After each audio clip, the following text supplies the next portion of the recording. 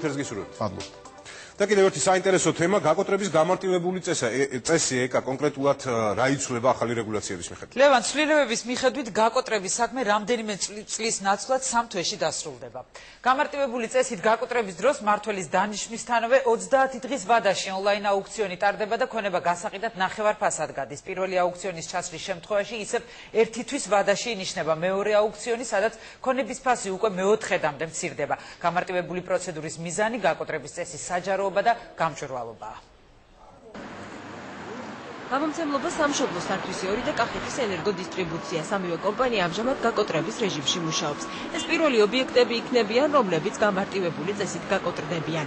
რამდენიმე წლის განმავლობაში დროში გაწელილი პროცედურების ნაცვლად სამივე კომპანიის ლიკვიდაცია მაქსიმუმ 3 თვეში მოხდება.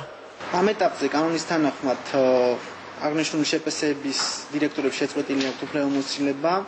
შესაბამისად შეპსის დირექტორების ფუნქციას რეალურად ასრულებს გაკოტრების მმართველი, ანუ ახსნების ეროვნული ბიურო. და როგორც გითხარით, დღეს მიმდინარეობს სამქონების შეფასება, მხოლოდ იმიტომ რომ გავიდეს ეს ქონება აუქციონზე და ამოღებული თანხით დაკმაყოფილდეს კრედიტორები, რომელიც თქო დამტკიცებული იქნა სასამართლოს მიერ. გაკოტრება გამარტივდა ახალი პროცედურები სამართლებრივად გაიწერა. მას შემდეგ, რაც სასამართლო გაკოტრების ფაქტს დააფიქსირებს, ობიექტზე გაკოტრების მმართველი ინიშნება.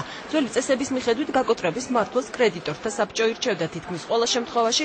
გაკოტრების პროცესში დროში იწელებოდა, რადგანაც გაკოტრების მმართველის ანაზღაურება პროცესის ხანგრძლივობაზე იყო დამოკიდებული. ამის გამო კრედიტორებს წინასწარ უწევდათ გარკვეული ხარჯების გაწევაც. ცვლილების შემდეგ კი გაკოტრების მმართველად ახსრულების ეროვნული ბიურო ინიშნება, რომელიც მომსახურების საფასურს მხოლოდ ქონების რეალიზაციის შემდეგ მიიღებს. გაწერილია ტარიფებიც მომსახურების თანხა ქონების ღირებულების 7% შეადგენს, რომელიც არ უნდა იყოს 5,000-ზე ნაკლები და არ უნდა აღემატებოდეს 100,000. აღარ უნდა იყოს გადახდის უნარობა, ესე რომ ვთქვათ, ბუნდოვანი და წლებისში გაჭიმული საქმეები.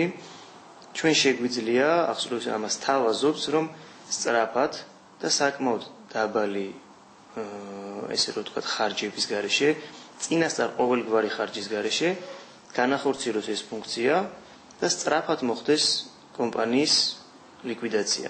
განთავსდება ყველა ის ლოტები, რომლებიც ასე ვთქვათ, გაკოტრების პროცედურას ეხება და გაკოტრების მმართველის დანიშვნიდან 1 თვის შემდეგ პირველი აუქციონი იმართება. აუქციონს ახსრულების ეროვნული ბიურო ატარებს. გასაყიდი ობიექტის შესახებ ინფორმაცია ოფიციალურ ვებგვერდზე განთავსდება და ნებისმიერ მსურველს შესაძლებლობა ექნება ელექტრონულ აუქციონში მონაწილეობა მიიღოს.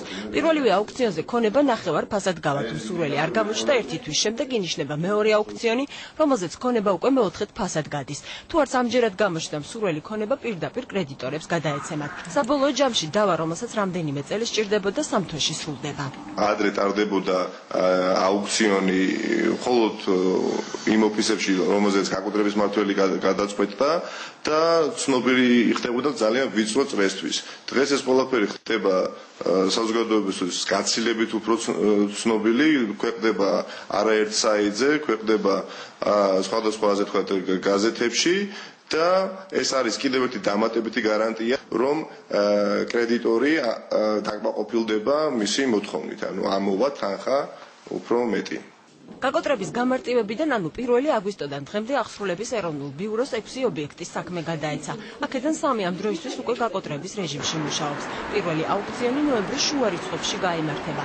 რომელი იქნება პირველი კომპანია გამომცემლობა სამშობლო სარქისი 2 თუ კახეთის ენერგოდისტრიბუცია, რომლის ლიკვიდაციაც აუქციონზე ახალი წესით მოხდება, ჯერჯერობით უცნობია.